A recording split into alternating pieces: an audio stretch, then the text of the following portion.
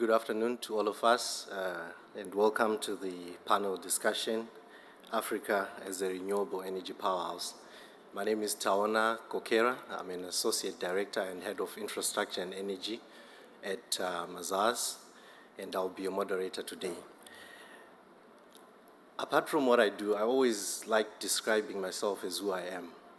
I'm very passionate about our continent, and I'm one of the, I would say, radical young leaders that has a desire to see the narrative of our continent changing.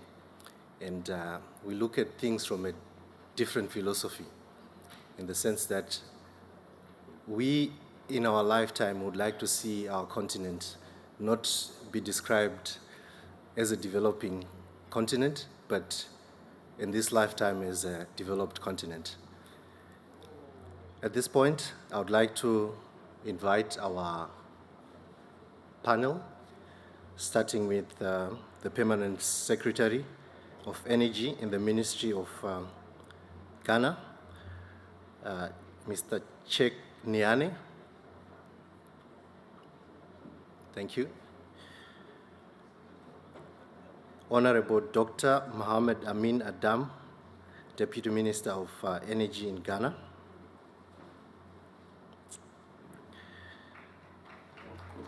Thank you.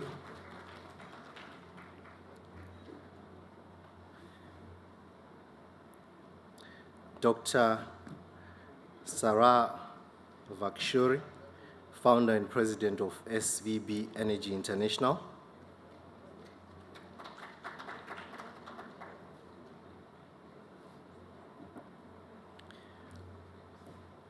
Mr. Paolo Guedes, the Director of Renewable Energy, Senegal.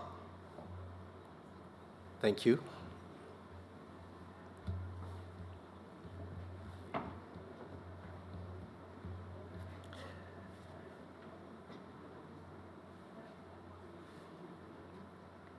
I would invite our panel to introduce themselves, starting with Mr. Paolo. Everybody. So I'm Paulo Guedes from Sonangol, Angola, Renewable Energy. I'm not particularly from the electric sector, but we're going to be part of this transition. And thank you very much, and it's an honor for me to be in this panel alongside with the distinguished guests.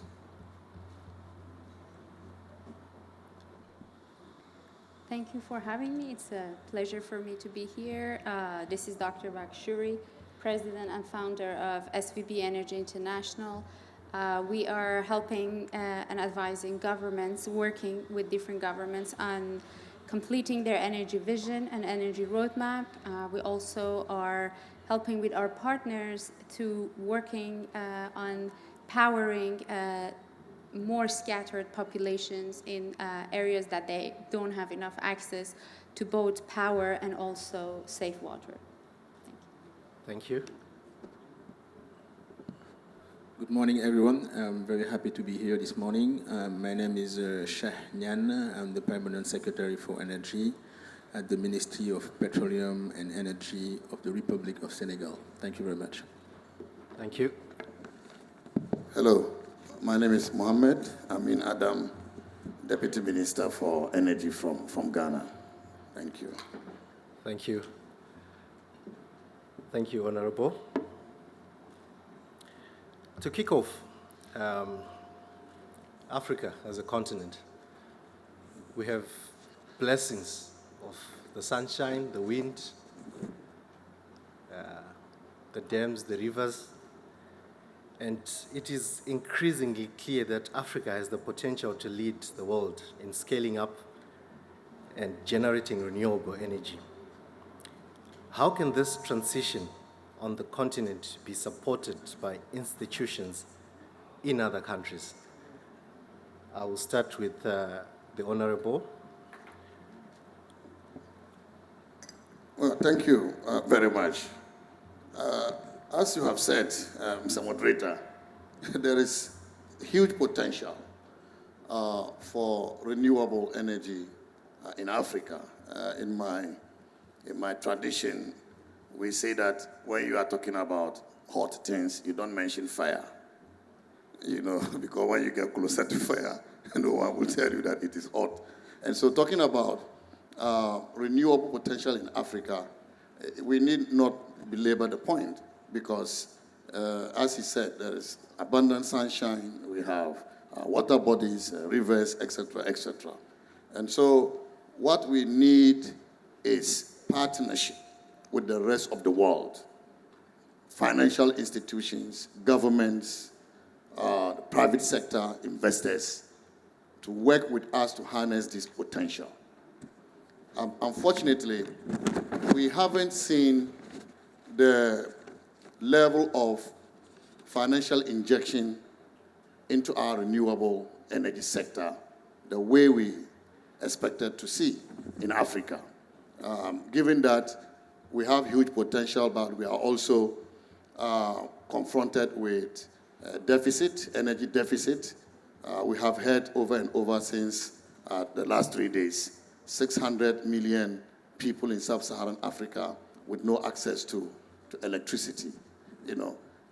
This is the reason why investors who are looking for returns should go to Africa, where the investment potential is huge and where the demand for renewable energy is also very high. Unfortunately, we haven't seen that. From 2015, investment in renewable in Africa moved from about $70 billion, according to ARENA, to about $320 billion today. That is peanut compared with global investment in the renewable energy sector. Of all this amount, what we have seen is so little. Even from oil and gas companies that extract oil from Africa, they do not invest in renewable the way they invest elsewhere, in Europe, in Asia, etc. They don't do similar levels of investment in Africa. And that is quite worrying. And therefore, if we have to harness this potential, the world needs to turn their attention to where the potential is huge and where the demand for power is also very high. And there is no place they should look up to other than Africa. And so, yes, we need that partnership. In fact, our governments are eager to put in resources, but we don't have the resources. Elsewhere, renewable energy is highly subsidized by their government, by the governments in European countries, by the government in North America. They subsidize. Public finances that go into renewable is huge in those countries. We don't have that opportunity. And this is why we need that partnership. If we had the money to subsidize, we will subsidize. But we are also confronted with other development challenges that you will not be able to use that money to subsidize power at the expense of health facilities, the road network, telecommunication, etc., etc. And so those who are able to afford, the governments that are able to afford subsidizing renewable energy may as well consider partnering with us. We are development partners. And also the investor community should look towards putting money where the returns are high. Africa is the place where returns are high. If you put your investment in there, you will get substantial returns. Because of this, a number of African countries are reforming the policy environment as well as the investor environment. I know of about 6 to 8 African countries that have provided feed-in tariffs, to incentivize investors to come and invest in renewable energy. Others have provided for obligatory purchase arrangements. And today, a number of African countries are opening up to open and competitive bidding processes for the procurement of renewable energy. I mean, Ghana is one example that has provided feed-in tariffs, that has provided obligatory purchase agreements, and today we are open to do competitive bidding for procuring renewable energy. And so the environment is being harnessed to support renewable energy investment. And I just think that this is the time, if we haven't seen investors yet, this is the time for investors to partner with us to harness this potential and to be able to meet the energy demands in Africa, and also for them to get the returns they need from their investments. Honorable, I would like to make this panel quite conversational, right? And I would say this is the only time I have an opportunity to ask you very difficult questions, being comfortable in the uncomfortable conversations. Is it that there is a lack of money or lack of projects that are packaged in a manner that narrates the bankability of the projects? I understand that there is enough money, but as a continent, do we have the skills set to package projects, prepare them in a manner that will invite investors to invest in our renewable energy program? Well, I don't think the problem is lack of money. There is so much money around the world. And because of this, Bureau, IEA, said recently that the problem with the world is not lack of money. There is abundant money for investment. It's just that the money is not going to where it should go.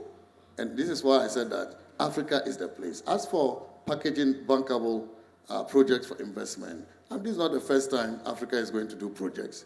We've done, bigger projects than what you will normally see in renewable investment. We've done oil and gas projects, we've done highway projects, we've done railway infrastructure projects.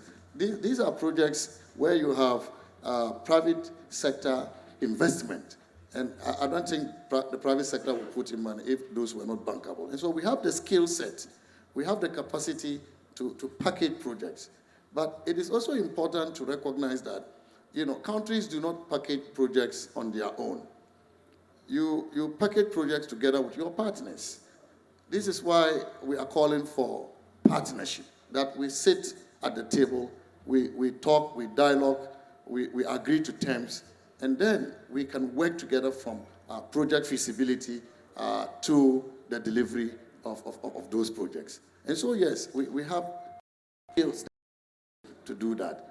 If you were underestimating the amount of capacity we have in Africa, we have a lot of Africans in other countries, in the advanced world, who are working on bigger projects, who are ready to come down and support their home countries to package projects. And in fact, some of them have actually led some investors to their home countries to discuss projects and to deliver on projects. And so to answer your question, yes, we have the skill set. There's also so much money. But having said this, I think that we still have some investment risk in Africa. And this is why I mentioned the countries that are providing incentives to address the risk, the investor risk, to be able to attract those investments. We still have subsidies on petroleum products, and some investors think that this reduces the price of fossil fuel-based energy at the expense of renewable. We still have utilities that do not have financial viability. Their financial performance is not good. We still have poor grid infrastructure, and therefore investors who will invest in renewable solar, for example, will want to have a grid system that can take the renewable energy so produced. And so, yes, we still have these challenges that pose significant risk to the investor environment. But at the same time, we should consider the reforming countries, the countries that are reforming their investor environment. And I just mentioned some of the reforms that you have in some African countries. So it is not bad everywhere in Africa. There are areas which are bright spots. And so if we start investing in those areas, that could, in my view, incentivize other governments to follow in reforming their investor environment for bankable projects to be executed in Africa. Thank you, Honorable.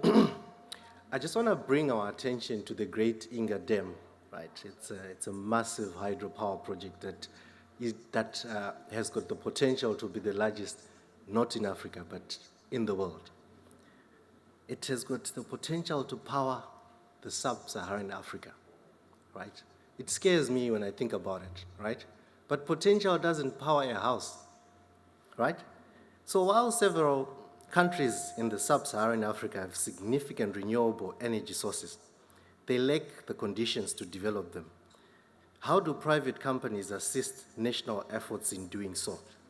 I will invite the other panel members to take the question. Madam, if you're comfortable, you can take it first. Sure, thank you for your good question. Actually, I would like to refer back to some of very important points that His Honorable mentioned, the risks to investors. And also, I would like to bring to everyone to just note that looking from outsider and private sector, there's always this confusion about the energy policy of each country. Well, when we are talking about renewables, there are different types of renewables, but what is the exact model, exact fit for each country, each region? We know that north part of Africa, we have more gas and oil. When we're talking about power generation in south, the infrastructure are running more based on coal, but also something that changes from north to south is the demographic. The population is much more decentralized in the South Saharan Africa versus north. So obviously each country and each region has its own different solution. We don't have wind equally in all different regions or countries in Africa. Even sun is not equally could power the power generations in different countries. So I would like to go one step before. You raised a very good question. Is it lack of money or lack of project? I would like to go one step before is the lack of perhaps coherent energy strategy, because it's very important from outside when we look at it on different cases, when we look at different countries. Often the countries are very, actually, as Honorable mentioned, they're very flexible with their incentives and investment regulations.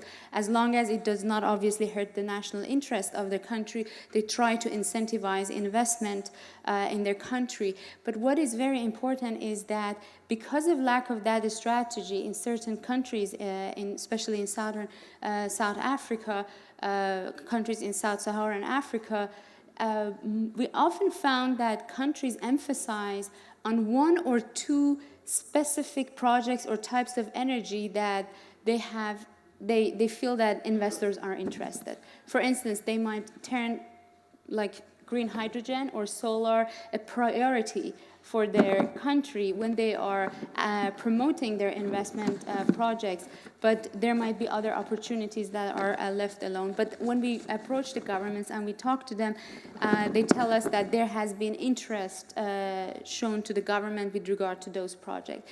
The other important issue that His Honorable mentioned is the domestic budget of the countries for subsidizing some of these projects. When we are looking especially for the small power generations that are powering the dark areas, the dark communities that don't have access to energy, these communities need to have an integrated plan to help their economy to be change and have some sort of income to have that sustainable power access. Otherwise, it's impossible to have subsidies for all these communities. And the last thing any politician want to happen, or any humanitarian visionary want to happen, is to take back those power generations. So I think it's just a complex,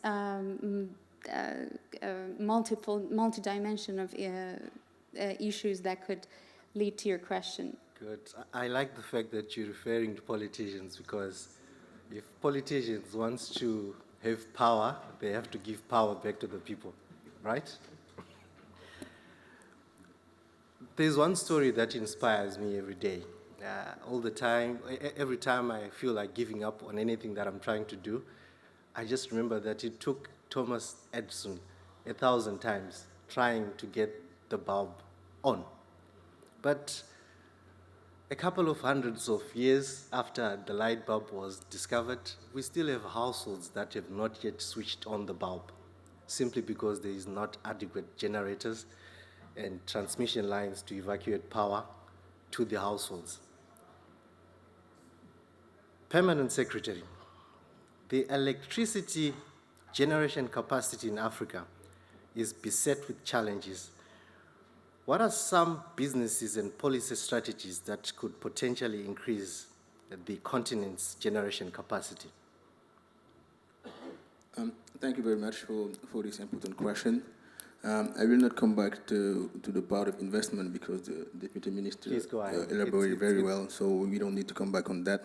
Okay. But I will mainly insist on the regulatory framework, in our countries, because I think that if we want to develop such a project with renewables and to add renewables energy in our grid, we need first to work on the regulatory framework. This is very important because this is what is going to help the investment, and also this is what is enable when the investors come to have somewhere that they can fit and work on it. For example, in Senegal, what we did in the regulatory, we have a first law for renewable in 2010. So it means that this is not something new for us. In Africa, everybody knows the potential we have in terms of renewable, hydro, solar, and so on. But we need, for example, in the regulatory framework to attract investors in the renewables.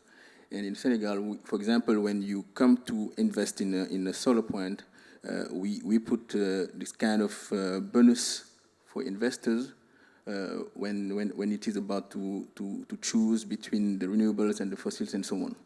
And also when a company that works in the renewables have a staff in Senegal, they are exempted in terms of tax, for the human resources.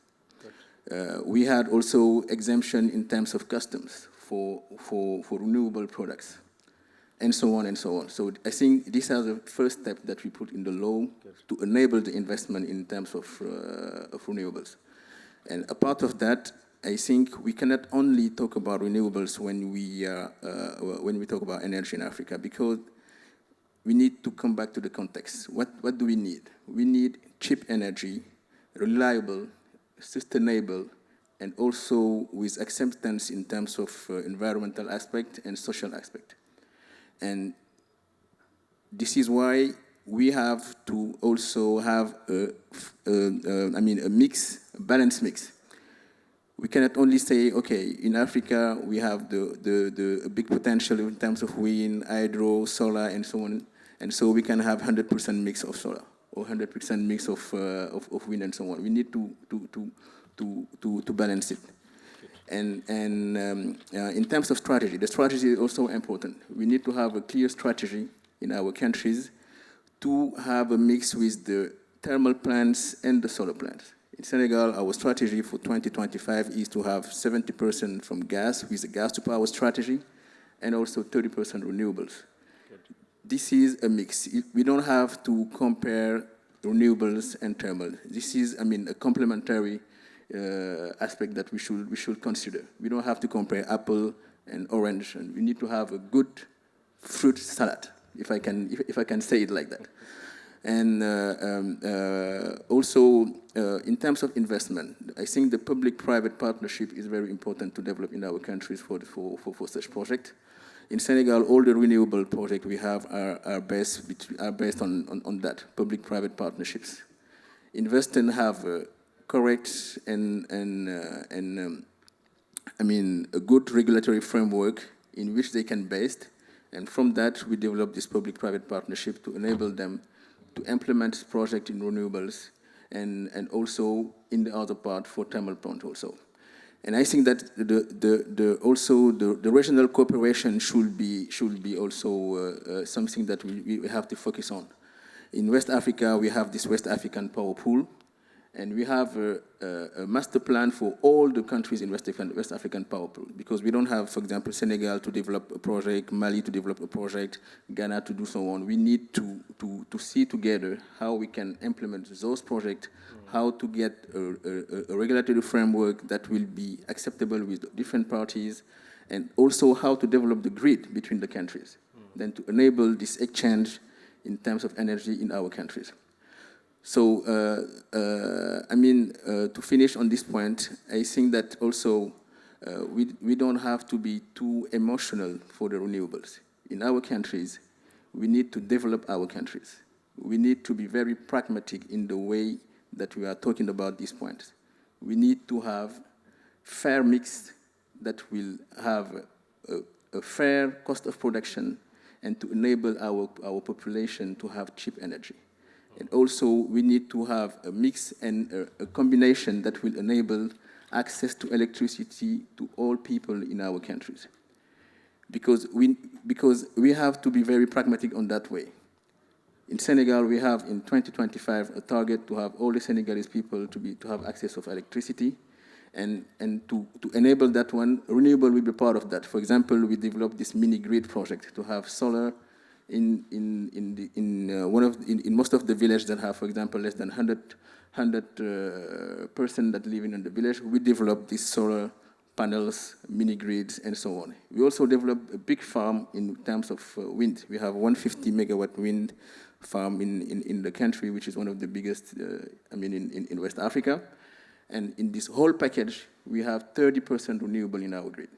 But we don't just have to say, okay, this is nice, Senegal do big steps in renewables, but we need to be also to be very pragmatic in the other way with the gas and to have an energy transition with a rational mix and sustainable one to enable access to electricity to everyone and a fair price. Good. Thank you. Permanent Secretary, you are part of the, I would say, the team that stays in a ministry beyond political regimes because you've got an executive position. Your slightest mistake has got generational impact. You agree with me? So I'm going to ask, the difficult questions because we ought to have, to be comfortable in having the uncomfortable conversations. Are we addressing the symptom or the root cause? You spoke about tax exemptions and you went into the economics of the renewable energy. But the question is, do we need to put up renewable energy generators or we need to stimulate the production process in order for us to have sustainable renewable energy? Because it's pointless for me to go and put up electricity at my grandmother's house, and yet I've put her in a position whereby she's now affected her credit rating by defaulting on the payment in the next month, a few hours after switching on the light. So are we addressing the problem, or we are putting a plaster on a wound? So talk about strategy. Is the strategy just to address the renewable energy, or we need to stimulate the economy? Before you answer, you spoke about, let's not be emotional about it. I'm quite emotional, sadly. Why? Because I think if you look at the billions that's been spent in our country, in South Africa, from round one to the current round, massive investments. But how much of it is manufactured in South Africa?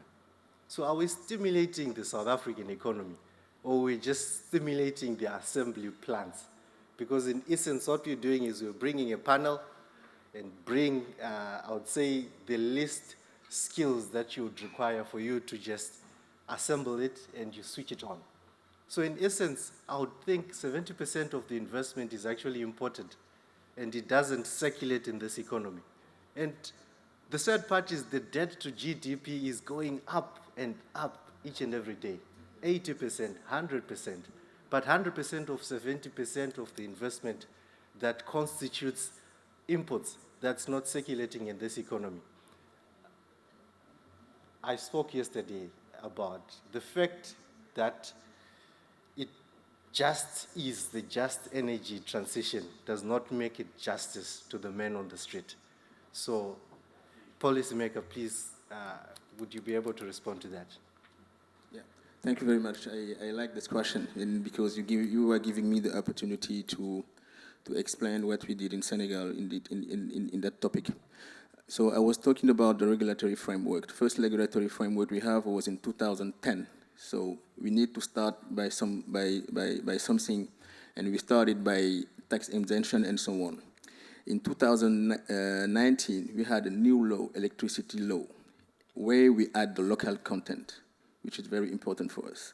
Now, we add in our law, when you come and invest in Senegal, we are not only taking the panels. Now we want the panels to be produced in Senegal. So in the whole value chain, meaning that we add the industrial aspect. For example, when someone comes, you need to prove that you will have an added value in the country in terms of increasing the growth, in terms of industrialization, in terms of jobs creation, and so on and so on. Now in Senegal, you can have in a city, for example, named Diamniadio, where we have this economic zone, companies that build panels, solar panels, and also many other renewable products in the country itself. So we updated the law according to where we are now.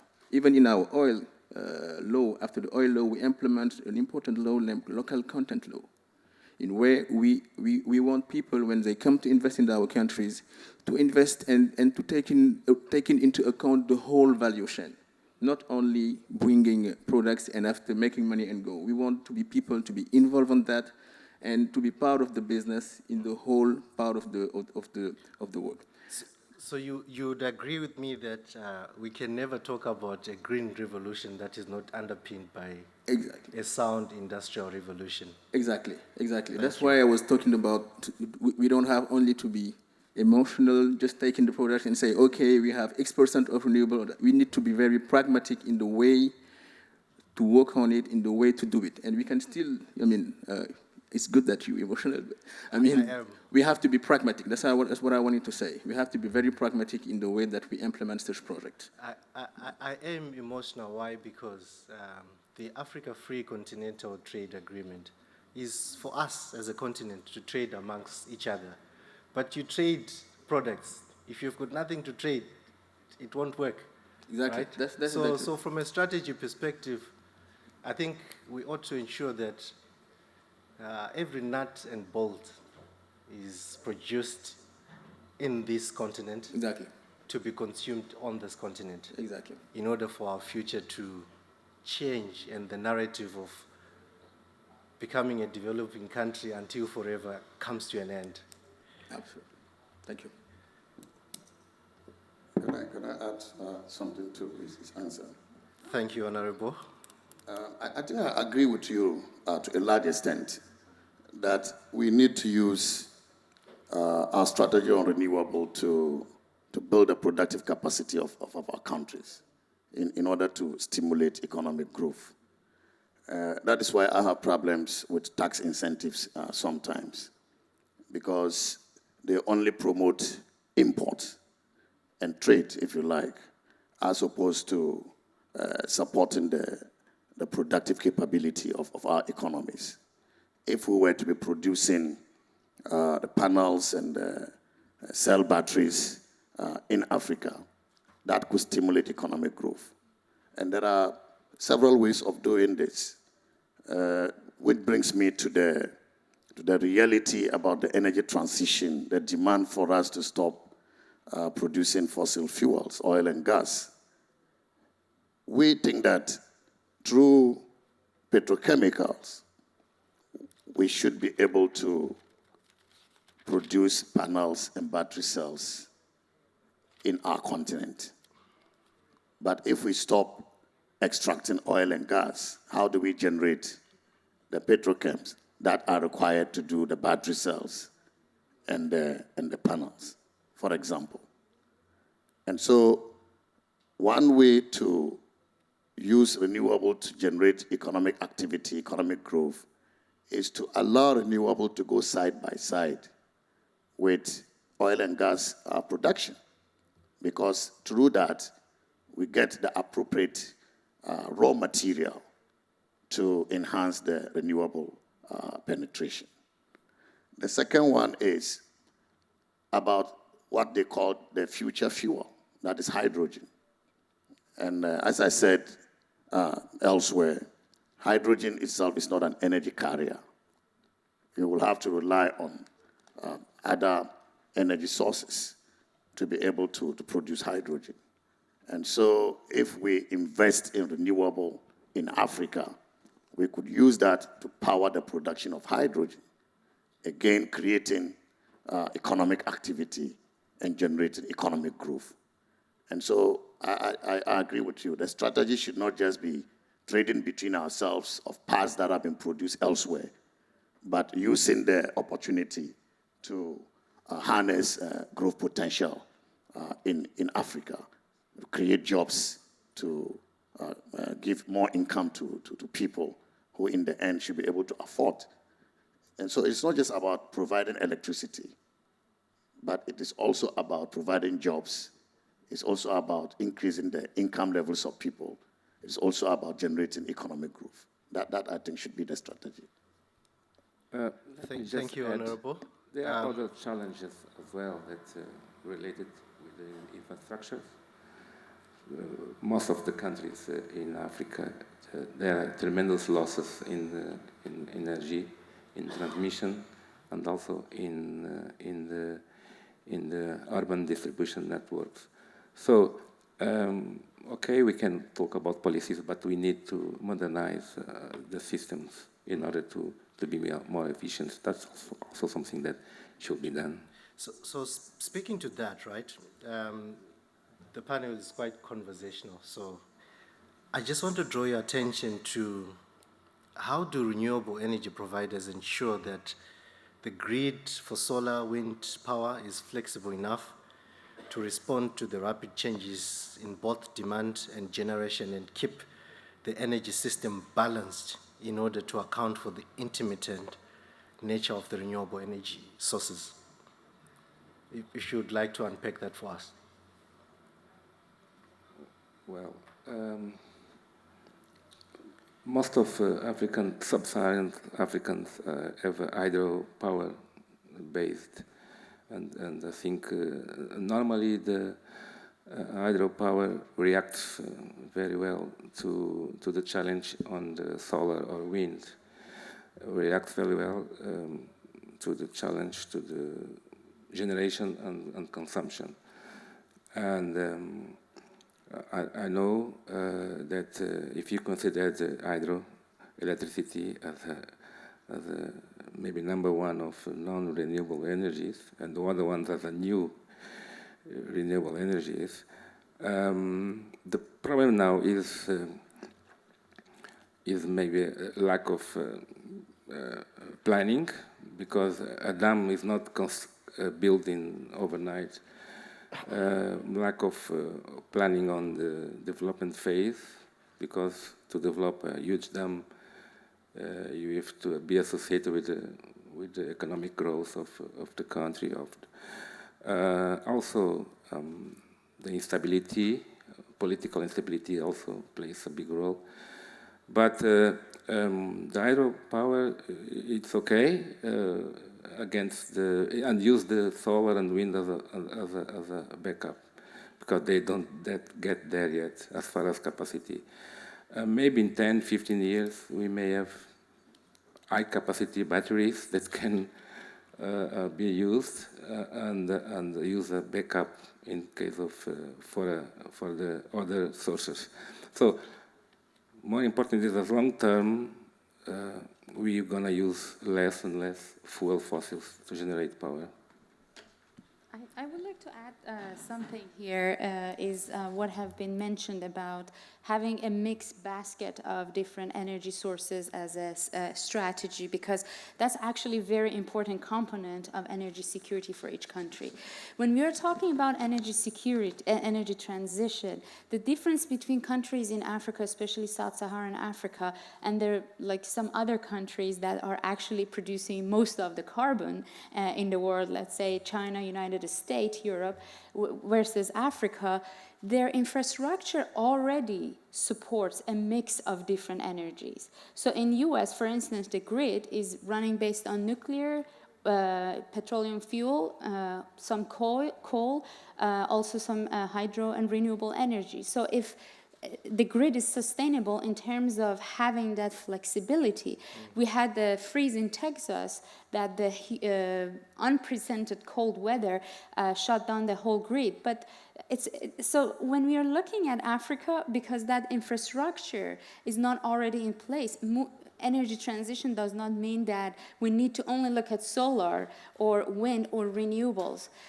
One other important issue is that some of the countries are very energy-rich, fossil fuel, or even nuclear resources, very rich resource countries. They have huge reserves that we cannot expect that these countries would stop extracting or using their resources.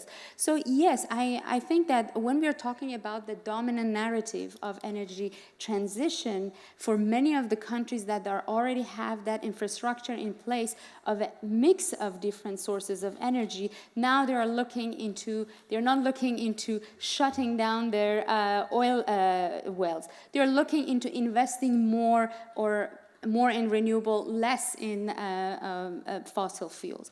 There is something that is happening, is obviously all this new movement is going to change the appetite of investors from investing more in fossil fuel or traditional energy sources to more renewable, which means there's going to be less funding available and less foreign direct investment available for African countries to invest in more traditional sources of energy. But what we are seeing is that we are not sure that this energy transition to renewables with the current technology is something that's sustainable and viable yet. The higher energy prices and increase in population, the lower efficiency of solar and wind, all of them are putting a different scenario for us in front of us that maybe we are mistaking to have zero investment in fossil fuel and just focus on, let's say, solar. So I really very much agree with Permanent Secretary and Honorable that for a complete and comprehensive energy security strategy, we should have that mix of different fuels, and we should definitely look into have a sustainable grid, especially. I like the fact that you say it as yet, meaning to say it's a timing issue. Those that were in the first panel discussion, we didn't have power, and we didn't ask whether or not we were out of renewable energy power. So our issues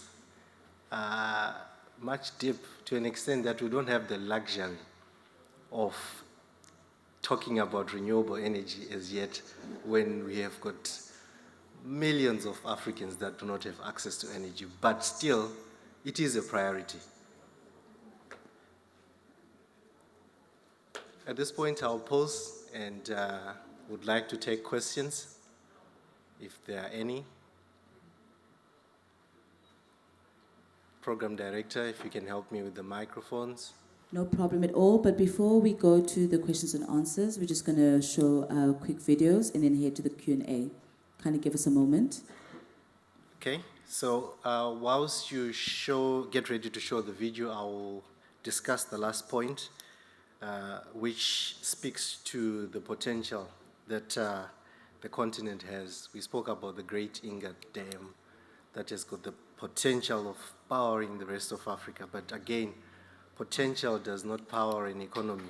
We need to move from the philosophy of idealism to realism, to getting things done and getting the pragmatic steps that gets to move our economy from the narrative of a developing forever to a developed economy. So to our panelists, right, is the last discussion point. I would encourage you to be brief, sweet, straight to the point. The Sub Saharan Africa has enormous potential in the area of renewable energy. However, around 90% of the continent's economically feasible hydropower potential equal to a tenth of the world's total, remains unexploited. We spoke about the Great Inga, 42,000 megawatts. That's massive. I think the generation capacity of this country is around 40, 50,000. That gives you an idea of how big a potential we're looking at. Why is this the case? And how can the region fast-track the feasibility of hydro power potential? I will leave this to any panel member that's comfortable in taking up the question. I think the Inga project, as you said, is a game changer if we can mobilize the resources, the money to do that project. Because it really can power almost half or more than half of Africa. But it is not just about building a hydroelectric dam. It is about building a grid system, because you need to be able to transport the power over longer distances. And so if you have the source of power, but you don't have a grid system, that is problematic. The grid system is just not about the cables that you string, but you also need bulk supply stations where you can distribute the power and through the stations to consumers. That also require so much money. But this is also important because it helps with grid stability, so that you don't have on and off, which is not appropriate for industry, for example. And so the potential is huge, but it means a lot. One country cannot do that. So all our countries may have to come together, but also to prioritize whether we should focus on regional development. For example, those in the Central and Eastern Africa can look to pooling resources together and partnering with investors, including the development organizations, the financial development organizations like the World Bank. They also need to come in. The green funds need to come in so that we can harness that potential. But having said this, the definition of what is renewable differs from one country to another. In Ghana, we don't consider hydro as part of our renewable portfolio. We don't consider that. And so to what extent will you say that if you're developing your hydro potential, then you are deploying and increasing renewable penetration? So that differs from one country to another. Also, we should be concerned about intensity. The earlier question about intermittency and lack of storage technology was spot on, because that is the problem you're going to face in Africa, where you want to do utility scale renewable projects. And therefore, you will have to find, for every 100 megawatt of renewable project, you will need a counterpart from another source. You need a backup because you don't have the storage because of the intermittency. But that doesn't help us with reliability. It doesn't help us with intensity. And intensity is what you need for industrial growth, for industrial activity, for economic growth. And so, yes, the hydro is a potential, but it is not everywhere hydro is considered renewable. And where it is not considered renewable, you have to take into consideration intensity, but also the intermittency challenges. Thank you, Honorable. Thank you for unpacking it for us, the financial professionals who are less technical. Program Director, I would invite you to... I'm right here, sir. Don't worry, I'm right here. I'll take over quickly. Thank you so much, Lord. So please may you line up the video, the first one called Powershell. Thank you so much. So what we'll do is we'll show two videos. Each one is 3 minutes each. We thank you for your time. After we show those 6-minute videos, we'll give the floor for 2 questions only as the session is about to end at 12:15. Afterwards, we'll have a quick coffee break for about 30 minutes and come back for 1:45. So Aiden, please may you line up the first video.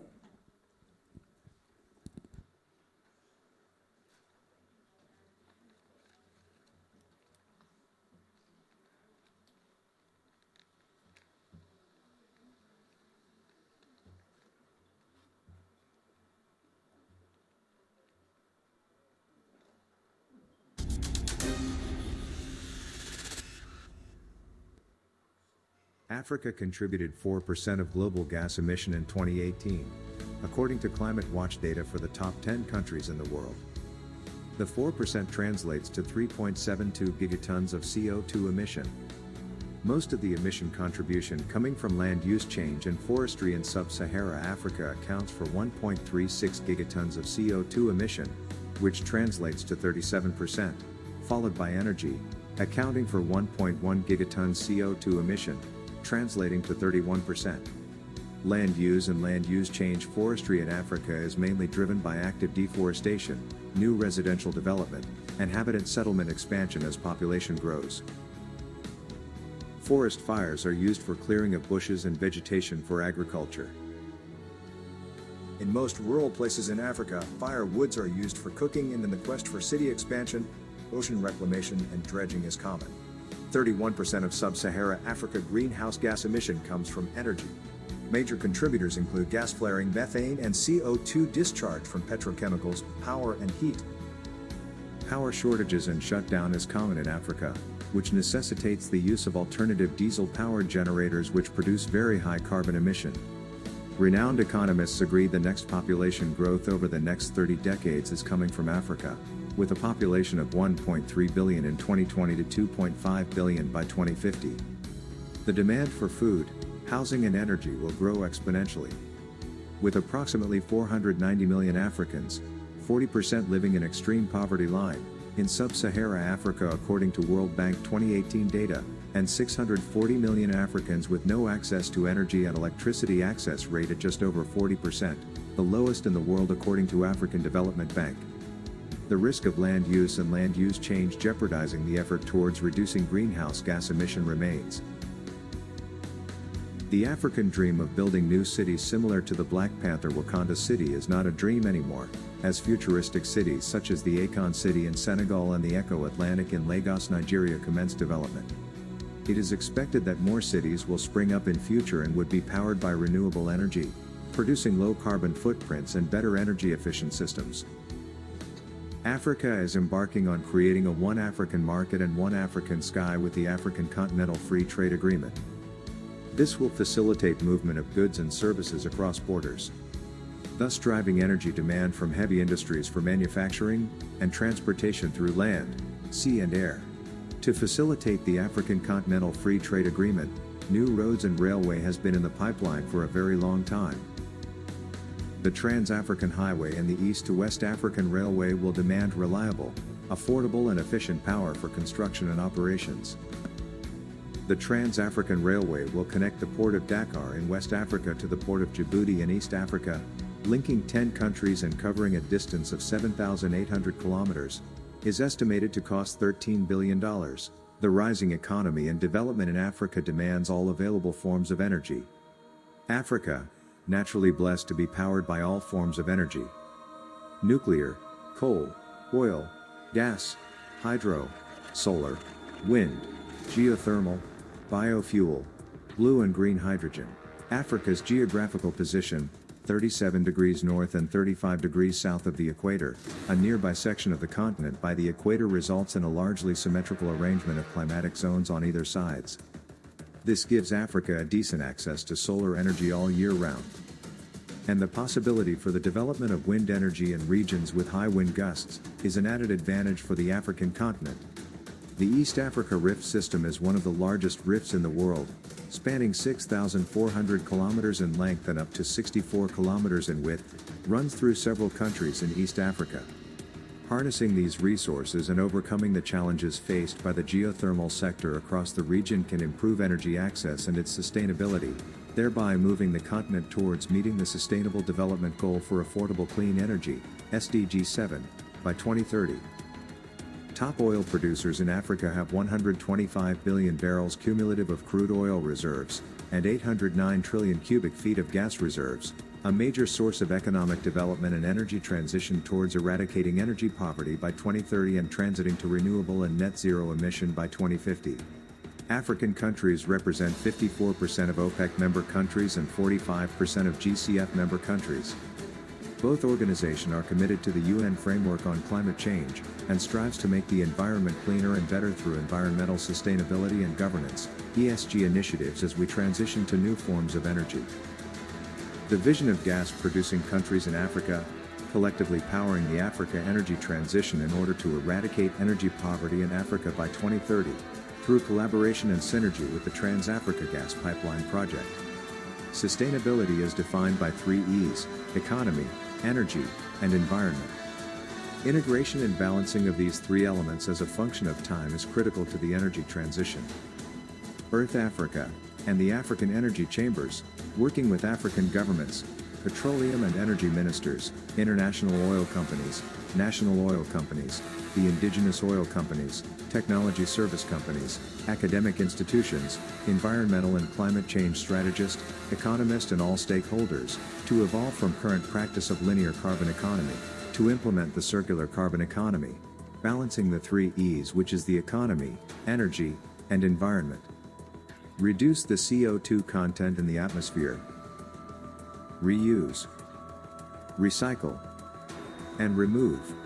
As we make energy poverty history by 2030, and using all forms of energy in an environmentally responsible manner, we will transition heavier carbon fuels with gas in Africa.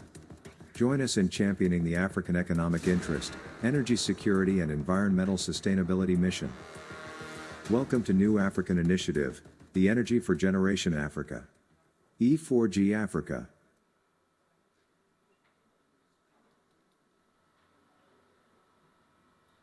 All right, thank you very, very much. Yes, a round of applause. Our esteemed moderator, I know you've been standing for a while, so you may please take a seat. I'm right here. You can't see me? You may take a seat. I know you've been standing for a while. You may take a seat. I'll take over, don't worry. All right, we have got literally 1 minute for Q&A. I'll take 2 questions before we break for a quick coffee. Thank you very much. It's Shane from Lesedi.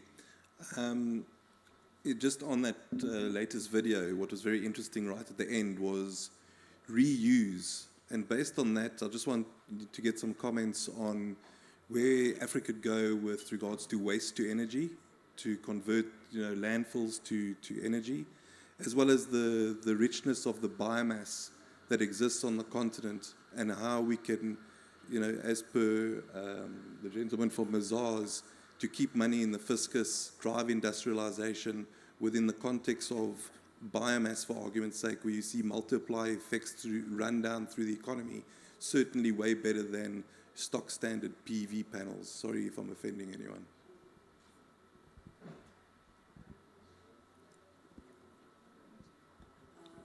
Is anybody open to respond, or perhaps even not the speakers, perhaps maybe one person from the audience would like to respond to that comment? Thank you. Yeah, thank you very much for this question. I think biomass is one of the projects that we should develop more in our countries, and we are aware about that. Even in our law, we mentioned this one to be developed, and we start to work on it in Senegal. We are currently different biomass projects, and we target different areas to collect, the waste and to put it to energy. And in our country, we are currently working on it, and we are open to any investors, that are interested in developing such project in Senegal. We have the right regulatory framework to enable such project, and we are really interested in that. Thank you. Okay, thank you so much. So one more question, please. Let me add something to this. The waste to energy is something all of us are interested in. I mean, all African countries, I believe, are interested in because of the environmental consequences of leaving the waste. Our inability to collect the waste is quite a problem for us, on our health, on our economy generally. But if you look at the cost of waste to power on a levelized cost basis, it appears to be higher versus the other sources. However, if you consider the environmental benefits of waste to energy projects and you factor the environmental benefits into the cost-benefit analysis, then you find out it is worthwhile investment. So it depends on the priority of the country. Otherwise, they have their benefits, but they also have costs that you have to contend with. Where you have a commingled power system, that could be cross-subsidized by other sources. And so that is another strategy a country could use if you are interested in pursuing waste-to-energy projects. Thank you, Your Excellency. I'll be with you right now. We can take just the question, the gentleman at the back. As I mentioned to the audience, please may you keep the questions and the responses short and concise, just to be very particular with the time. Please do, sir. Hi. Since renewables are mostly intermittent and transmission capacity may be lacking in some areas, is there a viable pathway forward to implement small-scale renewables for net metering purposes, either in addition to or instead of large-scale for reliability? Thank you.